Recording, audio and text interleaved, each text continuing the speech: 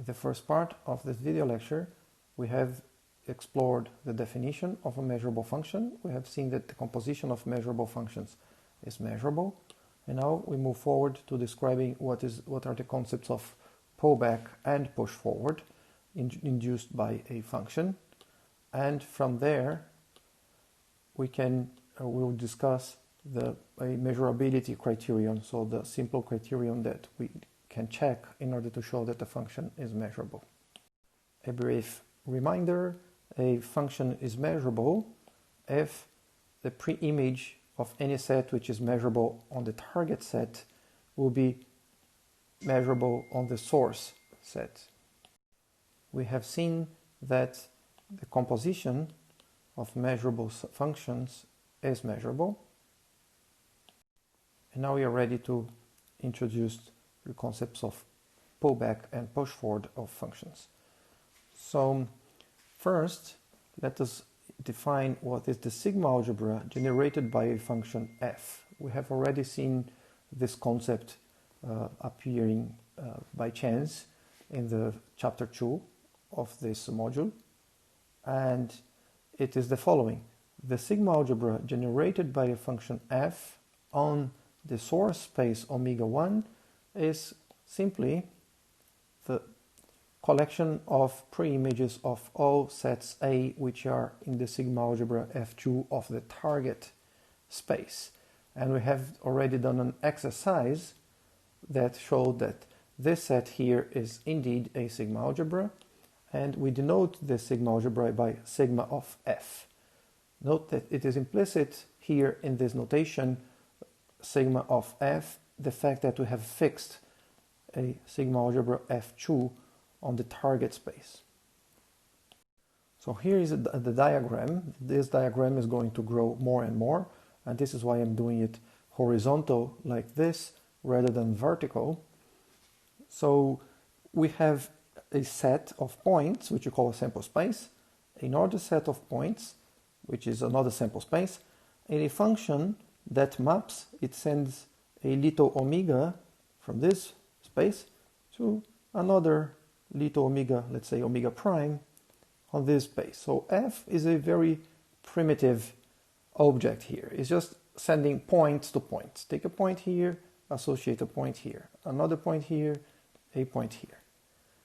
Now, using this function f, we can map back from the bottom space here.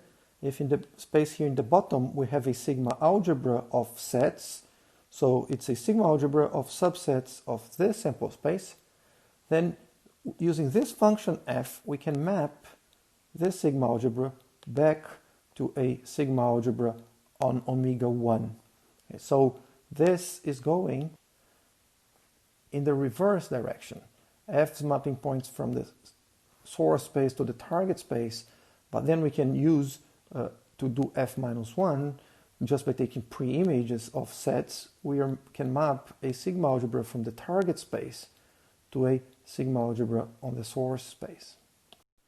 Let us now discuss, and this will be very important in upcoming lectures and exercises, the relationship between the pullback of a sigma algebra and whether a certain function that maps a measurable space to another measurable space is itself measurable.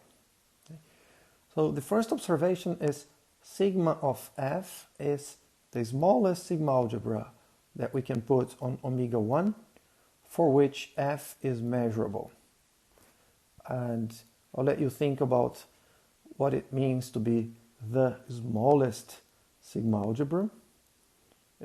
What should be clear is when we have a measurable space or sample space and a target measurable space, let's call this omega 1, then whatever we're going to put here as the sigma algebra, if we make it bigger, then any function that was measurable will still be measurable. Okay. So when we say the smallest, yes, it does make sense to talk about the smallest. So it is how large do you need it to be so that a certain function, a certain fixed function f is measurable. So this is the sense in which it is the smallest sigma algebra. We can say smallest in the sense that for any other sigma algebra that you put here such that f is measurable, sigma of f has to be contained in that measure, in that sigma algebra. And we can rephrase this differently.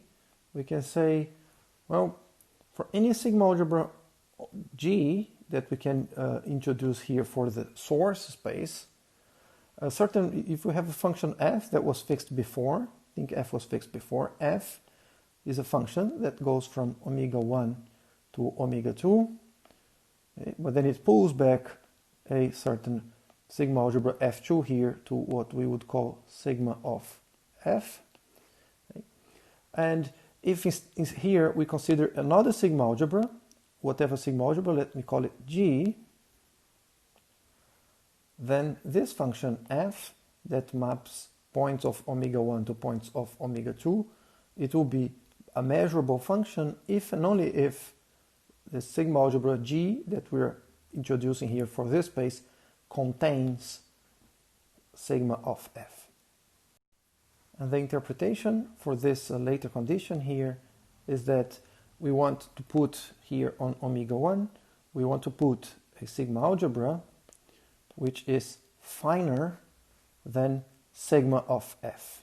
So again, if we have a function f and we have omega 2 here and f2, if we pull back f2, we get sigma of f.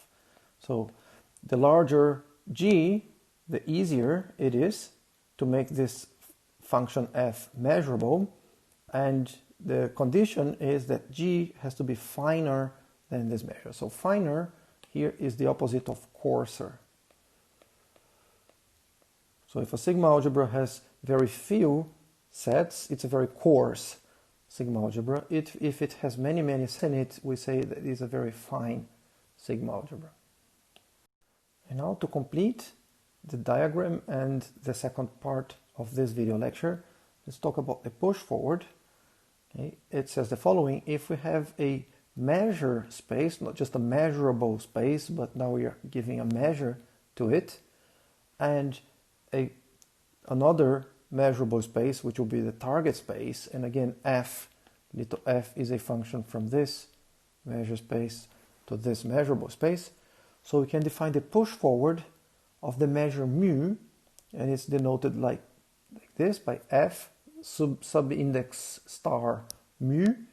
That is a measure that we define on this space, on this measurable space, and it's defined as follows.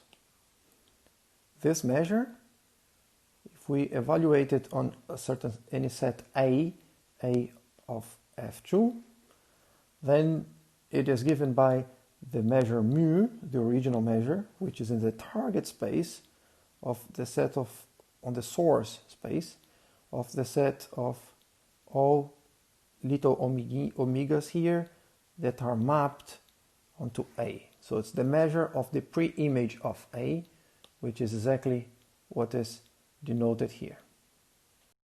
So now our diagram, it grew bigger. Let us repeat what was being said. The most primitive object here is just this function. It just takes points here, associates points here. Using that function, we can pull back a sigma algebra from the target space and onto a sigma algebra on the source space.